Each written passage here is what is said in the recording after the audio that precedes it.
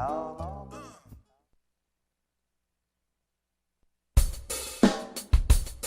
take a seed, you plant it, you grow it, you dry it, you roll it, you smoke it, and it goes down smooth. Hey! Spanning the continent to bring you the truth about cannabis and marijuana law reform. I smoke pot and I like it a lot. The Russ Belville Show, the voice of the marijuana nation. Now, here's your host, Radical Russ Belville.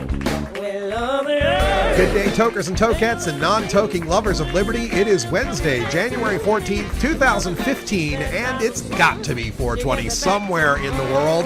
So glad you could join us today. Today is actually the first day of the Oregon legislature. They are in session, and they have released, I do believe we can refer to it as a plethora. Yes, that's right, a plethora of marijuana-related bills. Some good, some bad. We're going to take a look at all of them today in the Radical Rant. So stay tuned for that coming up at the end of the hour. Oh, I've got some ranting to deliver to our state legislators. We will talk about that coming up soon. Also on the show today at 1:30, we're going to do a little Cannabis Chronicles, and our guest today is Alex Rogers. He's the coordinator of the International Cannabis Business Conference happening in San Francisco about a month from now. It's February 15th and 16th at the Hyatt Regency in downtown San Francisco, right there on the Embarcadero. We will be there. We'll be bringing you live coverage and interviews from all of the great speakers. Alex will tell us about how things have changed since the first International Cannabis Business Conference in Portland last year, and what they're expecting for the Cannabis Business Conference in San Francisco this year. There are some great speakers and panels lined up. Alex will tell us all about that at 1:30. Also on the show today, we're going to do some drug war data mining. We're taking a look at a great website out there. It's called medicalmarijuana.procon.org. We've referred to it in the past, and today we're just going to sift through and find some interesting details about the 23 states and the District of Columbia who allow for the medical use of marijuana. But they couldn't be more different from each other. We'll show you how in drug war data mining. Also on the show today, we'll do Behind the Headlines right after the news. And in Behind the Headlines today, we're taking a look at the progress of the Schedule 1 designation of marijuana on trial at the federal level. This is an amazing development that a judge has actually granted the motions to discuss whether or not it's even constitutional to ban marijuana as a Schedule 1 drug. All sorts of great information coming out of that. And while it's kind of a long shot, if it does go our way, it would set an amazing precedent that the courts would have to revisit, and hopefully the U.S. Congress would have to also revisit. Or hell, maybe the president or the attorney general could just remove it from the schedule, as they have the power to do without Congress or without the courts. We'll figure out all of that in Behind the Headlines. But first, we start off with the 420 radio news. And in the headlines today, the D.C. marijuana legalization initiative has been transmitted to Congress for the 30-day review.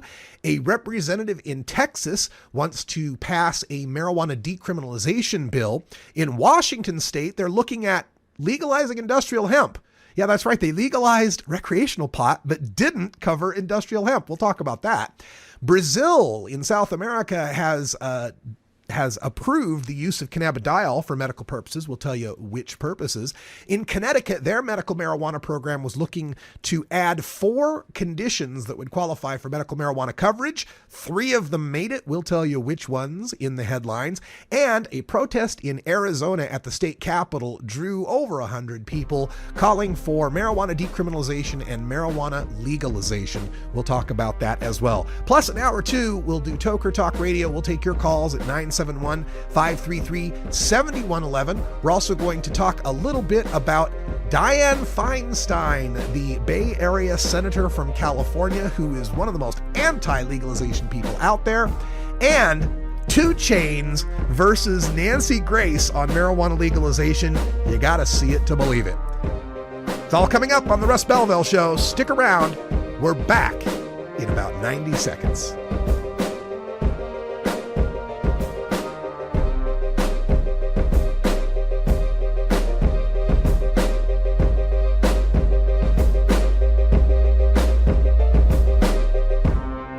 You're tuned into the Russ Belville Show.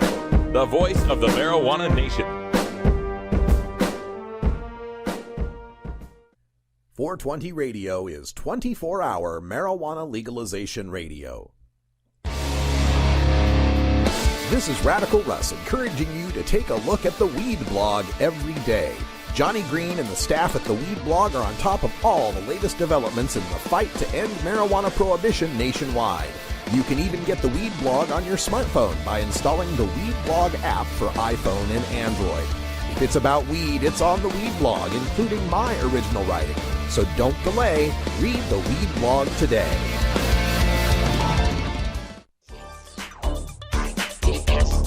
Big Daddy thinks. Funky roller ring. Oh yeah, this is Big Daddy, and I'll be your freakazoid every Thursday night, right here at the Funky Roller Ring. Funky roller ring. 11 Eastern, 8 Pacific, only on RadicalRuss.com.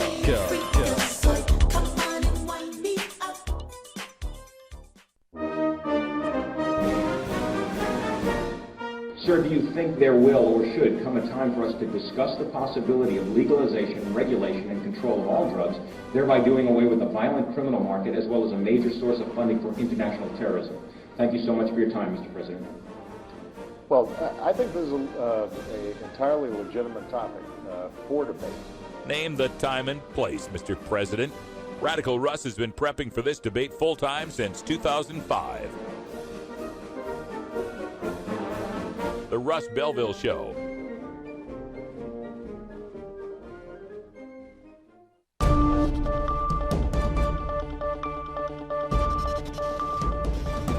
It's time for the 420 Radio News, covering the latest headlines in consumer cannabis, medical marijuana, and industrial hemp. Transcripts of 420 Radio News are available daily on our website at 420radio.org. Now, here's Russ Belville with your marijuana headlines in 4 minutes and 20 seconds. This is your 420 Radio News for Wednesday, January 14th, 2015. The marijuana legalization initiative adopted by D.C. voters was transmitted to Congress Tuesday, starting the clock on a review period that defies efforts by Republicans to block its implementation. D.C. Council Chairman Phil Mendelson had Initiative 71 transmitted to the House and Senate Tuesday, starting the 30-day legislative review period, during which Congress can move to disapprove the legislation. By transmitting the legislation, the Council ignores the efforts of some Republican lawmakers who have sought to stop the legalization effort. Last year, Republicans amended a congressional spending bill to include language they say blocks the city from spending any money to loosen drug laws. To block Initiative 71 through this process, federal lawmakers could file a disapproval resolution that both chambers of Congress and the president would have to approve. The process has been used infrequently, however, with Congress successfully blocking only 3 laws over the last 40 years through that process. Texas State Representative Joe Moody is proposing a bill that, if approved, would reduce the penalties associated with possessing small amounts of marijuana. Moody said Texas spends $740 million a year to arrest and prosecute low-level drug offenders. Under Moody's bill, possessing 1 ounce of marijuana would result in a $100 fine. Currently, possessing up to 2 ounces of marijuana could land an offender in 6 months in jail and a $2,000 fine. Moody says his bill would consider the violation a civil matter. That way, the offender wouldn't have a criminal record. Lawmakers will also consider legalizing medical marijuana and the use of recreational marijuana. Moody said he's already heard from other lawmakers who support his bill, quote, "In fact, just sitting on the House floor for the first day," said Moody, "I had 3 or 4 Republican members snag me and just say, 'Hey, I've been getting a lot of emails about your bill,' end quote." In Washington state, recreational marijuana is now legal, but industrial hemp, which has little THC, the high-causing chemical in pot, is illegal to grow. State Senator Jim Honeyford, a Republican of Sunnyside, and fellow lawmakers on both sides of the aisle are trying to fix that with Senate Bill 5012. The measure would allow the industrial growing, processing, and sale of hemp, the fibrous portion of the cannabis plant used in everything from clothes to cosmetics. The United States is the world's largest importer of hemp, according to a news release from the legislature Tuesday. The bill also would instruct Washington State University to compile a study about how to implement a hemp industry. The bill received its first committee hearing Tuesday in the Senate Agriculture, Water, and Rural Economic Development Committee and a public hearing. Brazil on Wednesday for the first time approved the use of a marijuana derivative to treat people suffering from severe seizures and other conditions. Directors of the country's health surveillance agency recognized the therapeutic properties of cannabidiol, saying it is now a controlled substance and no longer illegal. It can now be used to treat epilepsy, multiple sclerosis, and schizophrenia, among other disorders. Connecticut's medical marijuana program could be broadened to allow patients who suffer from sickle cell disease, chronic pain after back surgery, and severe psoriasis or psoriatic arthritis. Tourette's disorder, however, was unanimously rejected from being added to the list of debilitating medical conditions that allow a patient to buy and use medical marijuana. On Wednesday, the marijuana program's Board of Physicians voted on petitions seeking to add 4 debilitating conditions to the existing list of roughly a dozen medical ailments that allow a person to buy and use medical marijuana. State law currently allows Connecticut residents 18 or older to register as medical marijuana patients if they have any of the following conditions: cancer, glaucoma, HIV/AIDS, Parkinson's disease, multiple sclerosis, intractable spasticity related to nerve damage in the spinal cord, epilepsy, cachexia, wasting syndrome, Crohn's disease, or post-traumatic stress disorder. About 125 people from across Arizona gathered in front of the state capitol on Monday morning to protest current marijuana laws and call for its legalization. The protest, organized by the advocacy group Safer Arizona, was one of many planned for the first day of the 2015 legislative session. The protesters circulated 2 petitions at the event, one to legalize marijuana and one to end the penalties for possession. The current penalties for illegal marijuana possession are a fine of $750 and up to nearly 4 years in prison, while sales could result in up to 12.5 years in prison. This has been your 420 Radio News for Wednesday, January 14th, 2015. I'm Russ Belville.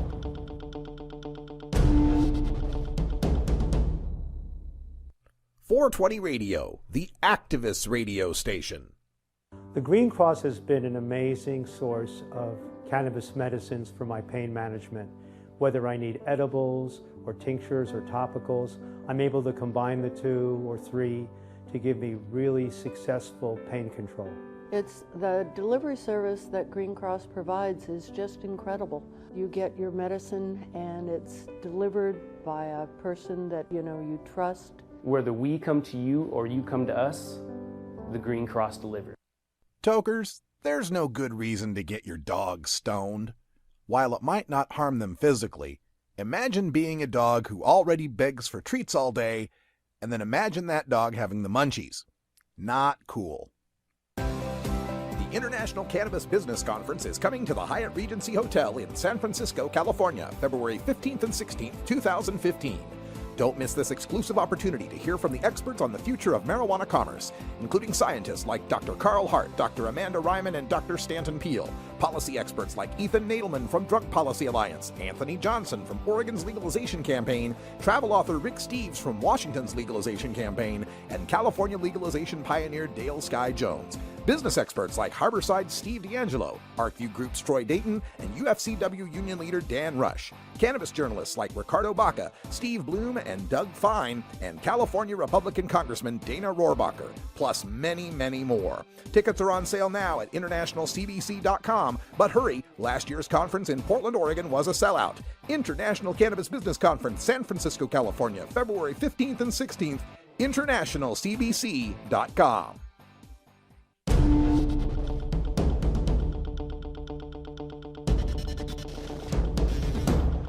Welcome back, almost 14 after the hour, and today in Behind the Headlines, we're taking a look at the federal trial going down in Sacramento, California, where U.S. District Judge Kimberly J. Mueller is going to decide on whether or not the Schedule I designation for cannabis, marijuana, under federal law is constitutional. Now, this is a very, very unusual step. There's been many attempts by many lawyers to get a court to rule on Schedule I, and almost always this has gone down in flames. It's always been a situation where the government only has to prove that it followed its own guidelines as to whether or not marijuana is dangerous, and whether or not it has a compelling reason to maintain its criminality. But this is the first time in decades that they've done a fact-finding hearing on the classification of marijuana. Now, keep in mind, Schedule I is the designation that says marijuana and any drug that's in Schedule 1, has no medically accepted use in the United States, cannot be used safely even under a physician's guidance, and is a dangerous drug that is likely to be abused. So it's the three-prong test for something to be in Schedule 1, which includes drugs like heroin, ecstasy, and LSD. Now, clearly, with 23 states and the District of Columbia recognizing the medical use of marijuana, another 10 states recognizing, maybe it's 11, recognizing the medical use of cannabidiol, and the continuing path of legalization in America shows that we've changed a whole lot of our understanding about marijuana since 1970. And that is one of the points that is being made by one of the lawyers, the main lawyer in the case, Xenia K. Gilg. She's a member of the Normal Legal Committee, and she says that scientific understanding and public acceptance of marijuana have grown substantially since courts last examined the federal classification. Of course, we've passed legalization in Oregon and Alaska, in Colorado and Washington, and 23 states have medical marijuana. Gilg says, quote, "It just shows that this country has recognized that marijuana is less harmful than, I would say, alcohol, and the law prohibiting it is absurd, particularly as it related to being up there with heroin and LSD." End quote. Now, the case itself involves some growers who were with an illegal grow out on, I think it was federal land, and the defense here isn't so much that they weren't growing, but that the law itself that bans them from growing is unconstitutional. Now, legal scholars are saying this is kind of a long shot. This would, even if it did pass, even if we did get the judge to rule in our favor, it would only apply to those growers who had gotten busted, and then it would be appealed. If it's appealed, it's going to go to the U.S. Ninth Circuit Court of Appeals. If it agrees, then it would just be unconstitutional in the western states that the Ninth Circuit covers. So it's an interesting path it will have to take. Now, the prosecutors tried to file a ton of motions to get this dismissed, this whole idea of deciding whether or not Schedule 1 is unconstitutional. They tried to get it dismissed. The judge rejected those claims, rejected those appeals. And the prosecutors are saying that, quote, "It is established that there is some dispute among doctors as to whether marijuana is medicine," end quote. This is like saying it's established there's some dispute among scientists as to whether global climate change is real. Yeah, maybe there's a few doctors out there that don't think it's medicine, but they are vastly, vastly outnumbered by the doctors who understand the medical benefits of cannabis. You only have to look at someone like Kathy Jordan getting relief from her seizures, or Charlotte Figi getting relief from her seizures, to understand that marijuana in its whole plant form even is very, very medicinal. Now, the hope here is that Judge Mueller is willing to take a stand. These judges are appointed for life. They're federal judges, and so they don't have the political pressures on them to have to run for re-election or to court donors. So it is possible that a judge who feels the evidence supports the decision could take a stand on this. I mean, we've had an Orange County judge is the one that declared California's death penalty unconstitutional. A federal judge also in California led to the demise of the ban on same-sex marriage, and that's happening all throughout the country. Now, during the hearing, witnesses that included people like Dr. Greg Carter and Dr. Carl Hart testified that marijuana has many medical benefits and less potential for harm than alcohol, tobacco, and many prescription drugs. It was also brought up that anti-marijuana laws were spurred by racism and are enforced disproportionately against African Americans. And another point that was made here had to do with let's see if I can find this part that I was just about to mention. Sorry about that. Scrolled down and I lost what I was talking about. But the federal judge here is also presented with the evidence that marijuana use is far less dangerous than alcohol and tobacco and even the other drugs that are currently sitting in Schedule 1. And when we understand that other drugs that are considered drugs of abuse, things like methamphetamine and cocaine, are in a lower schedule, they're sitting in Schedule 2, it just super highlights the point that marijuana is in the wrong schedule. I believe it should be removed from the schedules altogether. I think it should be out there with dandelions and oregano, for that matter. It shouldn't be on any federal schedules, but we'll have yet to see how Judge Kimberly Mueller will rule in this case. A decision is not expected until much later this year. We'll keep you posted. Don't you blaspheme in here! Don't you blaspheme in here! I wouldn't think of it. All right, folks, time for us to take a break. It's 4:20 in the Mountain Time Zone, so the folks in Denver are getting their smoke on. I hope you get that chance too. When we come back, we'll have our drug war data mining, and we'll look at some trivia facts about the medical marijuana states. You're listening to the Russ Belville Show on 420radio.org.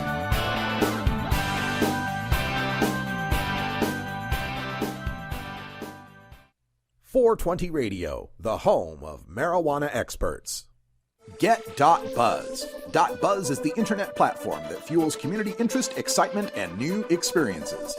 .Buzz is the premier online destination for internet users seeking the latest news on a variety of topics. .Buzz appeals to groups active in blogging, communications, journalism, advertising, and marketing. .Buzz offers registrants a stronger alternative to the shrinking namespace of existing top-level domain names, such as .com, .net, and .org. Get your name now at get.buzz. Funky Rollerin'. I like it like that. Well, I don't know what you came to do, but what we came to keep the funk alive. That's right, baby. We're keeping the funk alive right here at Big Daddy Fink's Funky Rollerin', your groovy home of soul, funk, and disco. So join me, Big Daddy, every Thursday night, 11 Eastern, 8 Pacific, at the Funky Rollerin', where every night is Saturday night. Georgia. Hi, this is Willie Nelson. Alcohol prohibition didn't work in the 1920s, and marijuana prohibition isn't working today. It's time we stopped arresting responsible marijuana smokers. It's the fair thing to do. For more information, contact NORML, the National Organization for the Reform of Marijuana Laws. Call toll-free 888-67-NORML or visit their website at norml.org.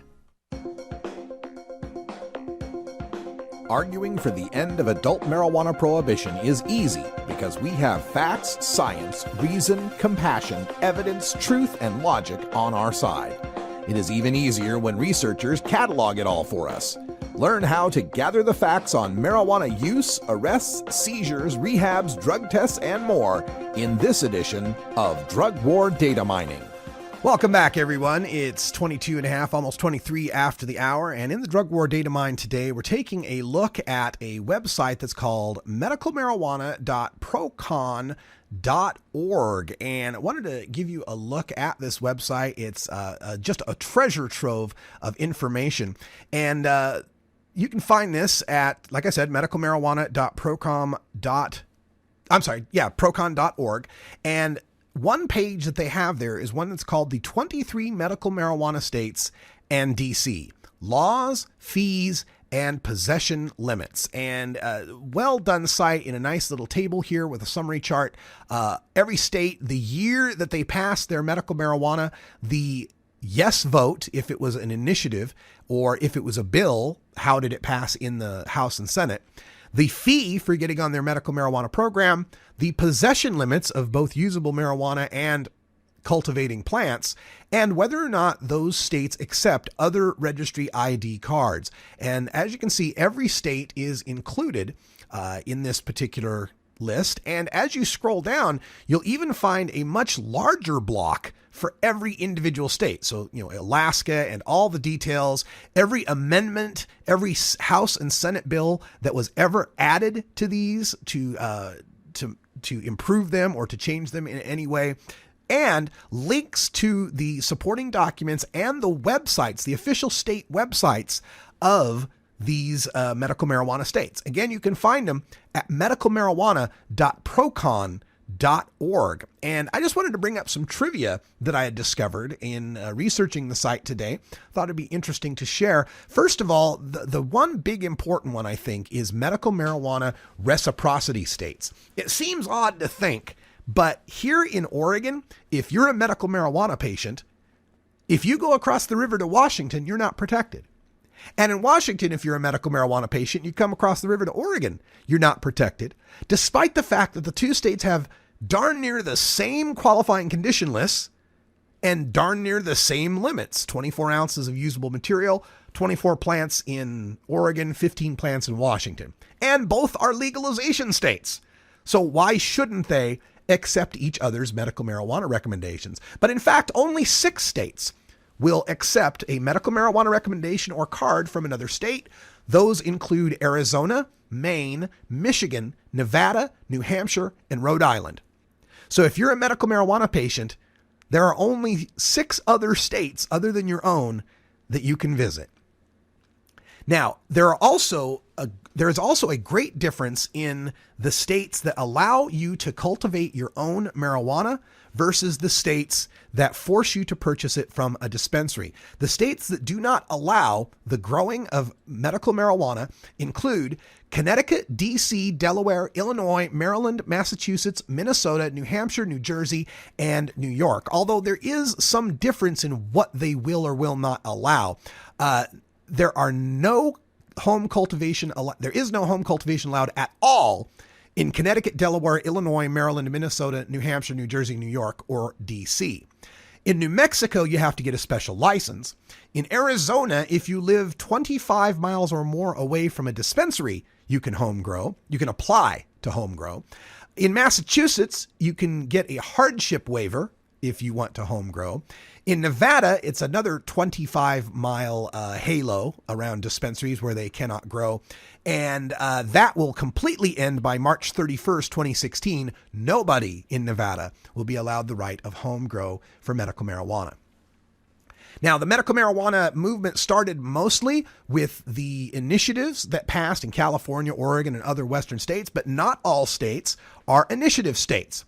There are many of these medical marijuana states, in fact, now a majority of them, that have passed medical marijuana through their legislature, which include Connecticut, DC, Delaware, Hawaii, Illinois, Maryland, Minnesota, New Hampshire, New Jersey, New Mexico, New York, Rhode Island, and Vermont. All passed through the legislative process. And it's interesting when you correlate the limits, the home grow, how many conditions are available, and so forth, you will find that the states that passed it through their legislatures have much stricter medical marijuana programs than do the states that passed it through the vote of the people. One of these considerations would be how much medical marijuana can a patient keep on hand? Most of these states allow less than 3 ounces. That would include Alaska, Arizona, Colorado, DC, Hawaii, Illinois, Maine, Michigan, Montana, Nevada, New Hampshire, New Jersey, Rhode Island, and Vermont. Less than 3 ounces is supposed to do for a medical marijuana patient.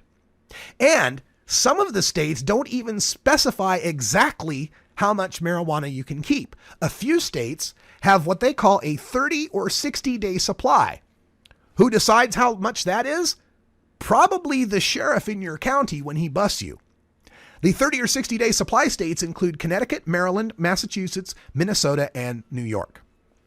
Finally, many medical marijuana states have a registry, but only the following states absolutely require you to get on the registry and give you no affirmative defense without it. Those would be Alaska, Arizona, Connecticut, DC, Minnesota, Montana, New Jersey, New Hampshire, New Mexico, New York, and Vermont. And finally, there are 10 states with CBD only: Alaska, Alabama, Florida, Iowa, Kentucky, Mississippi, Missouri, South Carolina, Tennessee, Utah, and Wisconsin.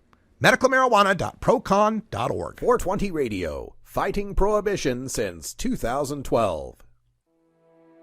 Are you a hypocrite? If you live a closeted cannabis lifestyle, you are. Read about 7 people living a closeted cannabis lifestyle who are on the verge of coming out in The Hypocrites by Mara K. Eaton. Available at areyouahypocrite.net. You can purchase the book on Amazon and Barnes & Noble, also available on iTunes. Check out Mara K. Eaton on Facebook as well. Learn more at areyouahypocrite.net. Hey, this is Willie Nelson, or Norman. And I smoke pot and I like it a lot. I learned a long time ago that marijuana is a lot safer than alcohol. There's nothing wrong with the responsible use of marijuana by adults. It's time we stopped arresting and started respecting those who smoke marijuana responsibly. To learn what you can do to help, contact NORML at norml.org or call toll-free 888-67-NORMAL. Growing plants indoors can be a rewarding hobby, but electricity bills can go through the roof. Then you have to cool down all those big hot lights. It can drive a grower insane. With Lush LED lighting, you can solve many of these issues and double your rewards. Matt and his scientists have developed the perfect light for flowering plants with far less cost and heat. And the results? Very effective. Check out lushledlighting.com right now and tell them Radical Russ sent you.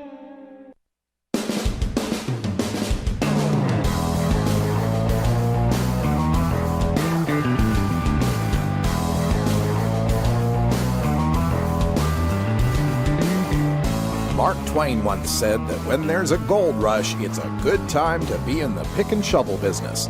Today we look at the rapidly evolving markets in the marijuana green rush in our Cannabusiness Chronicles. Welcome back, everyone. 31 after the hour, and we've been promoting the International Cannabis Business Conference for a couple of months now, and joining us now to talk about it is the man himself behind the International Cannabis Business Conference. It's Alex Rogers on the phone with us. Alex, welcome back to the show. Thanks for having me, Russ. Oh, so glad to have you here. And, we did the ICBC, we can abbreviate here. We did the ICBC in Portland. It was, by all accounts, a huge success.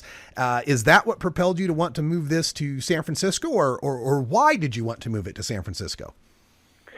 Well, I guess when we originally came up with the mission of the ICBC, we wanted our first one to be in Portland. That was our strength. That was our home state. But we always had the inclination to, put it in other relevant places. We didn't want it to always be necessarily in the same place.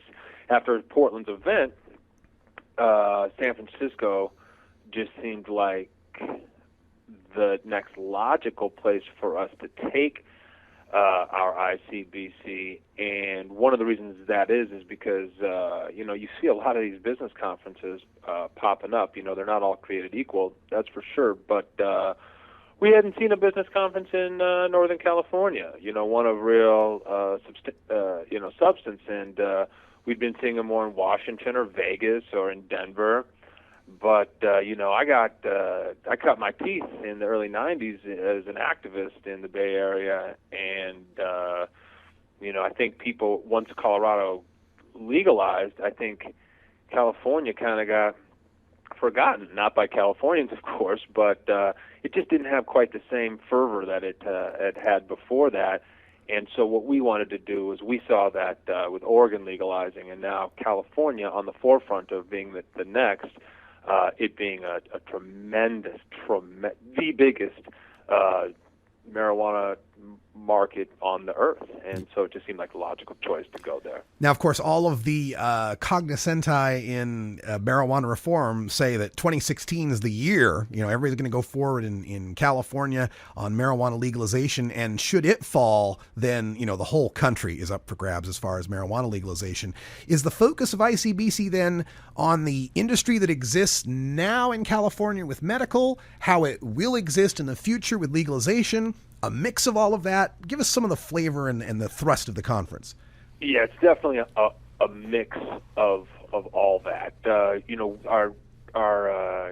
We're big. We promote business. That's what we do. But what we do is we promote good business, and we promote conscious business also, and or doing business in a conscious way. And almost the entire first day of the ICBC in San Francisco is dedicated to culture, politics, and advocacy.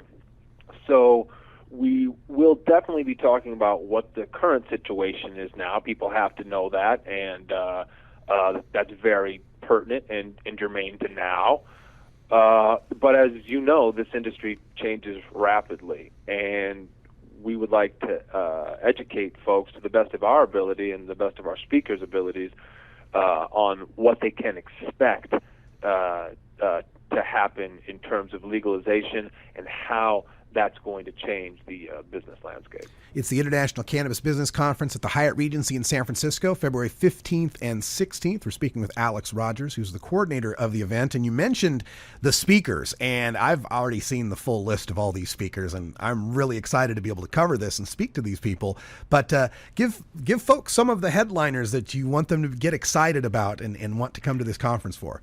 Man, there's a lot of people to get excited about. That's one thing we pride ourselves at the ICBC is our information. We're not an expo. We do have 30 booths, but it's more of a boutique accoutrements to the event.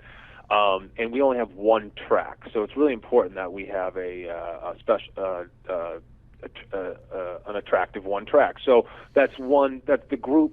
You know, you're talking about.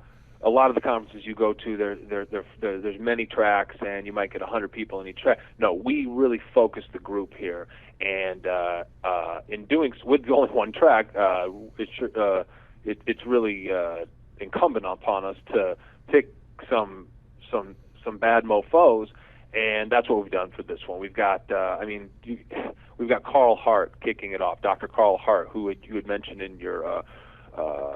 Earlier in your show with regards to rescheduling. He just knocked it out of the box a few months ago, testifying in front of the California legislator with regards to rescheduling cannabis.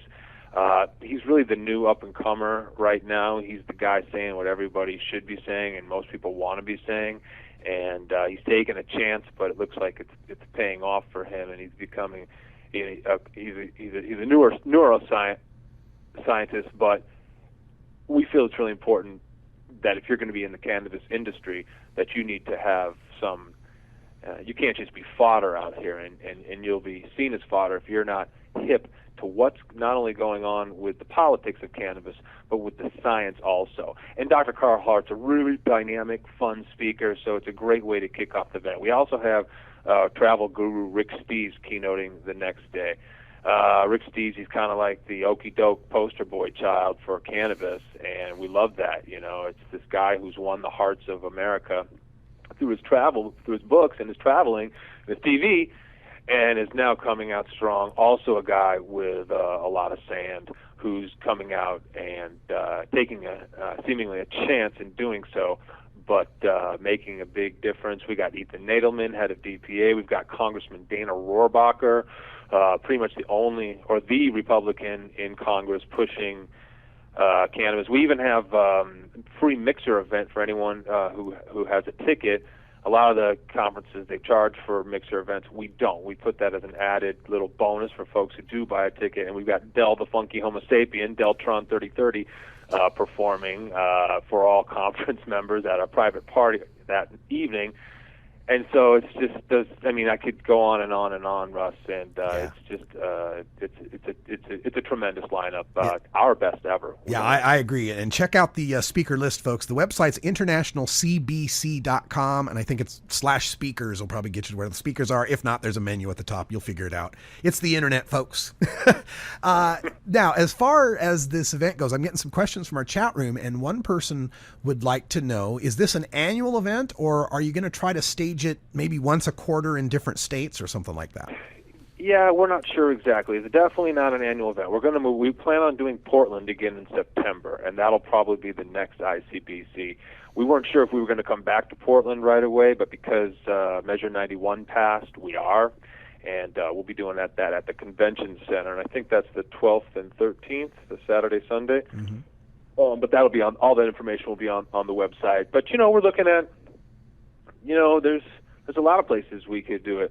I will probably never have one in Vegas. I'll say that because Vegas is probably one of my least favorite towns in the on the earth, and so I probably just couldn't force myself to go to Vegas and do anything. But we are looking at not only places like Seattle, Denver, New York, Chicago, Miami, Honolulu. These are all options. We don't know where we're going to go after Portland. We'll probably just do San Francisco again. It seems like Portland and San Francisco, it's our way to really represent the West Coast, put Oregon on the map, and really bring California into the forefront. However, we have all those cities as an option. And lest we not forget, this is the International Cannabis Business Conference, so I'm actually looking at Berlin right now and possibly Sydney in the future. Oh, fantastic. That sounds like a lot of fun. It's the International Cannabis Business Conference, Hyatt Regency San Francisco, February 15th and 16th, which is a Sunday Monday. Any reason why you picked a Sunday Monday? Oh, yeah, because it was the only 2 dates available when I really wanted to be in San Francisco. I thought about it. It seemed kind of an obscure time because Valentine's Day is the 14th. It's President's Weekend. I did a lot of talking to my colleagues and peers to see what they thought, and everybody seemed to think that President's Day weekend is not a deal breaker. And so it looks like that timing is working out perfectly. It looks like this event will sell out, and I got a little better deal with the hotel because if the venue, I think, because doing an event in San Francisco, you're getting a lot bigger numbers thrown at you than doing one in Portland, and so it was pretty intimidating going in there cold trying to find a venue. And I got to say, working with the Hyatt Regency has been nothing but a pleasure. Excellent. And I hadn't even considered that it was President's Day weekend. A lot of people might have that Monday off, and so it's really not that weird a schedule. Another question. Yeah, it seems to be a perfect time, actually, oddly enough. So I was going to say, another question from our chat room refers to the difficulty in getting legalization passed over the past couple times around, where people in the medical business oppose the idea of the legal recreational business. Do you find any of that among the people that go to the conference? And if so, how do you address that? Yeah, I mean, I think this is one of those elephants in the room. You know, California has what I call de facto legalization, which could be construed as such because basically anybody can get their card. It's not a stringent process like it is in some other states, Oregon included. And also the Supreme Court of California a few years back ruled that it's even though counties have their own limits, it's unconstitutional to limit the amount of medicine one patient could have. So, you know, you have this same thing was in Oregon as we legalized. You know, I think it's really important to note in Oregon what's happening is there's some pretty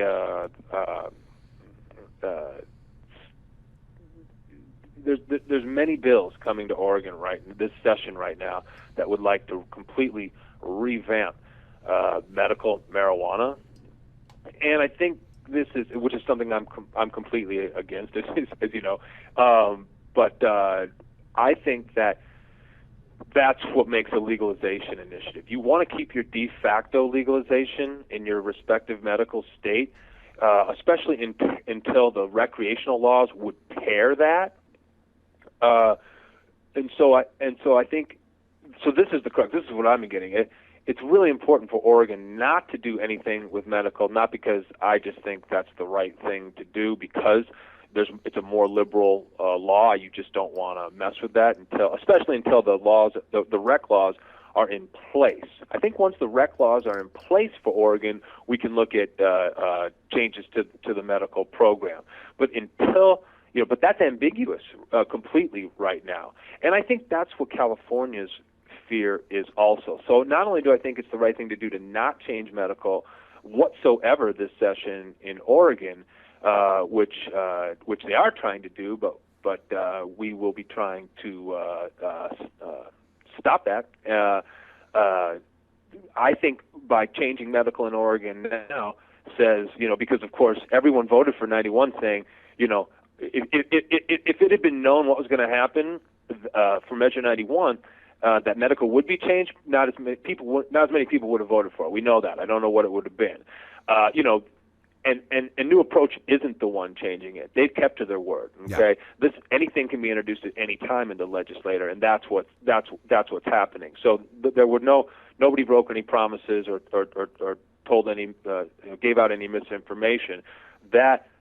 However, when 91 passed, it seemed like there was an impetus for many different reasons to change medical in Oregon. But if you do change medical in Oregon, it's going to hurt California's chances, or too early, I should say, change medical. It's going to hurt California's chances. And let me tell you, people in California are watching to see what happens to Oregon's medical program this session because it's a big, big deal and it has repercussions across the country. Yeah, it's the International Cannabis Business Conference. You can find more online, internationalcbc.com. Early bird pricing still available, so get it while you can. It's gonna sell out, folks. Absolutely. Alex Rogers, thanks for joining us. Thanks for your support, and we'll see you down there in San Francisco.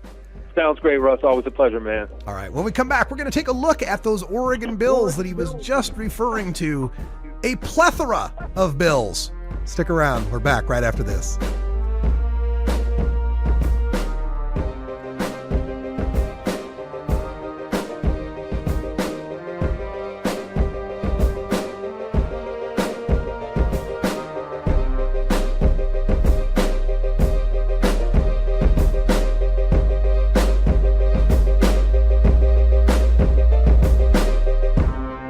You're tuned into the Russ Belville Show, the voice of the marijuana nation. 420 Radio, your ticket to the Boston Freedom Rally. At Herbie's Cannabis Seeds, we pride ourselves on bringing you the best quality seeds from the world's most respected cannabis seed producers, all at the lowest online prices. You can find Herbie's Seeds at herbiesheadshop.com. All cannabis seeds are sold as souvenirs and as a means of preserving cannabis genetics. Herbie's Seeds in no way intends to condone, promote, or incite the use of illegal or controlled substances. We strongly urge all prospective customers to check their national laws prior to placing an order. Herbie's Seeds at herbiesheadshop.com. Proud sponsors of the Russ Belville Show and 420 Radio.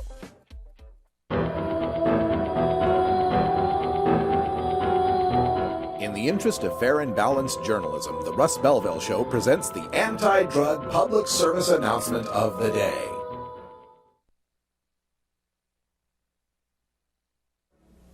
In the Odyssey, Homer explores the depths of human tragedy. Yo. Second. Huh? Hey, man. Here, through the eyes of Odysseus, he's being challenged by exotic lives.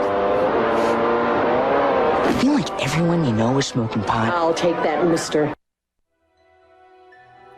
This has been the anti-drug public service announcement of the day. To cure this sort of reefer madness, listen to the Russ Belville Show every weekday on 420radio.org.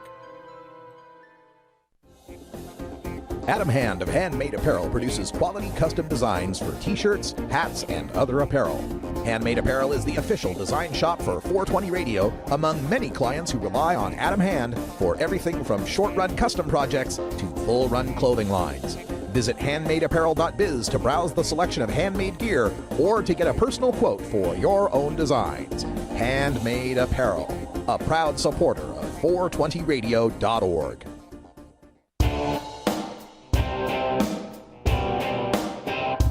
We must wage what I have called total war against public enemy number one. I support a change in law to end federal criminal penalties for possession of up to 1 ounce of marijuana. That marijuana, pot, grass, whatever you want to call it, is probably the most dangerous drug. Some think there won't be room for them in jail. We'll make room. I experimented with marijuana a time or two, and I didn't like it and didn't inhale. One major responsibility is to encourage people to use less drugs. Entirely legitimate topic for debate. Radical Rant. Welcome back, everyone. 48 after the hour, and on a previous show, we introduced you to the plethora of bills introduced in Washington state having to do with marijuana. Well, here in the Pacific Northwest, the Oregon legislative session is begun, and there is an even bigger plethora. Can you have a bigger plethora? I don't know how that works, but an even bigger plethora of marijuana and medical marijuana bills to talk about. Let's get to them because we don't have a whole lot of time here. A Democrat out of Springfield, Oregon has introduced a measure called House Bill 2636, which would limit doctors to approving medical marijuana cards for no more than 450 people. Yeah, this is because they found that about 9 doctors in the state approved about half of the 56,000 medical marijuana recommendations. Now, the reason this happens, of course, is because most doctors won't recommend, and not because they don't want to, but because they can't. They're tied up by their insurance, their clinic, their practice, whatever it might be. They're not allowed to. So there's no more surprise in having a few specialists that recommend medical marijuana for patients than finding out that most of the abortions in Kansas are done by one doctor. It's just supply and demand. There's a lot of demand and very few people supplying that. I would be against this bill. I mean, do we limit doctors on how many patients they can write other prescriptions for? Now, there's two House bills coming from Representative Greg Smith. These are two of the most offensive things I've heard of. House Bill 2040 would prohibit retail sales of marijuana within 1 mile of a school. And 2041 would allow cities to establish a 1 mile exclusion zone around schools. A mile away from a school? Do you realize that just Lincoln High School in Portland, Oregon, just one high school in Portland, Oregon, it's in the center of kind of the western side, across the river where all the skyscrapers and the downtown district is. 1 mile radius around that one school means there could not be a single grow, processor, or retailer anywhere on that side of the river. That is just ridiculous, and I have full confidence that these bills will be shot down in flames. Democrat from Gresham is pushing Senate Bill 445, which would require warning signs and labels on pot and at the dispensaries that indicates the use of marijuana by pregnant women could heighten the risks to their babies. Well, folks, there's not a whole lot of good data to support that. There are the tiniest differences, and we see one study that'll show the kids are even better off compared to the ones that whose mothers didn't use marijuana. But hey, they got warnings on alcohol about pregnancy. I don't see it's too much of a stretch to have warnings about marijuana. A pregnant woman should at least consult her doctor. So I'm not too against that bill. House Bill 2781 would prohibit state funds from going to daycare providers with medical marijuana cards. This became a big deal because in 2014, there was a TV report about 2 daycare providers in Salem who had medical marijuana cards, who used their medical marijuana not in front of the kids, not in any room where the kids were or anything, but they're legitimate patients dealing with pain. And that freaked everyone out. Oh my God, the potheads are taking care of the kids. I'm against this. There is no reason why we should prohibit state funds from going to daycares based on the medicines that sick people working there are using. This is more discrimination against marijuana. If it's a medicine, it's a medicine. Let's stick to that idea. A Democrat from Ashland has introduced House Bill 2668 for hemp farming. Now, we have legal hemp here in this state, but it requires that the farmers get a permit from the state. This would remove that requirement. It would make it so anyone could just plant hemp. Don't have to get a permit, don't have to get a license, you can just plant hemp. And that makes sense considering that we're allowed to plant psychoactive marijuana, both medically and now recreationally. Why should there be any permitting process for planting industrial hemp? Another bill that has been added is Senate Bill 464. Now this one pertains to butane hash oil. In Measure 91, legalizing recreational marijuana, it explicitly banned the home production of butane hash oil. This bill, SB 464, would extend that ban to medical marijuana users. Now, this will be controversial amongst the medical marijuana folks who say they need to be able to home blast their own tubes of weed to get BHO. But as far as I'm concerned, the use of explosive gases within residential areas is not something we should tolerate. Now, I would be for finding some way of licensing or registering medical users to ensure that they're using closed loop systems for blasting or ensure that they've got a safe ventilated place for blasting. But that's a little detailed and has a lot of shades of gray in it. I would err on the side of public safety here and go with that bill, Senate Bill 464. We can't have people causing explosions within the residential neighborhoods. There are a pair of bills, Senate Bill 479 and Senate Bill 480, that have been put forth to study medical marijuana and how best to serve patients. Yeah, that's right, folks. We've had medical marijuana in this state for going on 17 years. Nobody's ever bothered to ask the patients if it works. Nobody's ever bothered to study how best to get them their medical marijuana. It was all this kind of, all right, sick folks, have at it. Seems ridiculous to me, and I support these bills because the more we learn from the patients, I think the better, and the better case we can make for medical marijuana all throughout the country.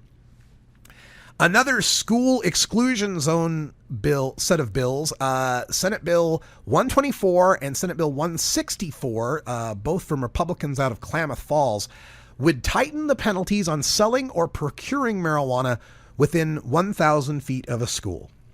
Now, this is the thing that bothers me about these 1,000 feet away from a school or a playground or any of these buffer zones that they want to put up. Number one, none of these buffer zones are ever proposed for alcohol. I never hear anyone saying, we've got to put the Rite Aid more than 1,000 feet from the school to protect the children. Why do they always think that it's with marijuana that adults are going to decide to break the law and start distributing it to kids? And how does 1,000 feet make a difference? What, a kid who wants to go to the pot dealer is not going to go 1,025 feet? It's just a ridiculous exclusion. And when we're talking about urban areas like the downtown Portland core, southeast Portland, any of these urban areas that are laden with schools and parks and playgrounds and such, all these exclusion zones all they do is push medical marijuana and recreational marijuana out into red light districts. All they do is burden sick people and recreational consumers unnecessarily. Now, I'm all for having enhanced penalties for selling to minors or enticing minors or advertising to minors. But the mere geographical location of a building with frosted windows you can't see in and a sign that says adults can go in and buy marijuana and adults are carded when they do so and they get it in an enclosed in an opaque childproof container, and then that opaque container is put into a brown paper bag that is also opaque. How does that harm the children? Oh my God, if the kids were to lay eyes on that, they might think marijuana is just no big deal. It's ridiculous, and this kind of discrimination and prejudice against marijuana businesses needs to end. And finally, Senate Bill 460 has been introduced that would allow medical marijuana dispensaries to remain in place even if a school moves in to the 1,000-foot exclusion zone. The idea being here that if you've already established a medical marijuana dispensary, you're already serving patients, they're already depending on that location. That location shouldn't be forced to go out of business because now a new school is opening up nearby. I would support this, of course, as a makeshift measure until we can end all of these exclusionary zones. But half a loaf's better than none. We'll take that one. That wouldn't be so bad. This at least 16 marijuana-related bills that have been introduced in the Oregon legislature, and many more are in the works. They're going to try tinkering with everything. They're going to go after trying to grandfather in these local taxes, all of these areas, all these localities passed on marijuana, something explicitly against the intent of Measure 91, which gives sole taxation authority to the state. In fact, there's a lawsuit that has just been filed in Newburgh, which is one of these cities that passed such a tax, demanding that the city of Newburgh cite the authority by which they are taxing marijuana. And think about this, right? Newburgh, the city, says we're going to tax recreational marijuana, but they said so before recreational marijuana was a legal thing to tax. So how do you pass a tax on something that cannot legally be taxed, just assuming that it will become legal someday, especially when what made it legal explicitly forbids you from passing a local tax? These and other issues are going to be at play in the Oregon legislature all throughout the session.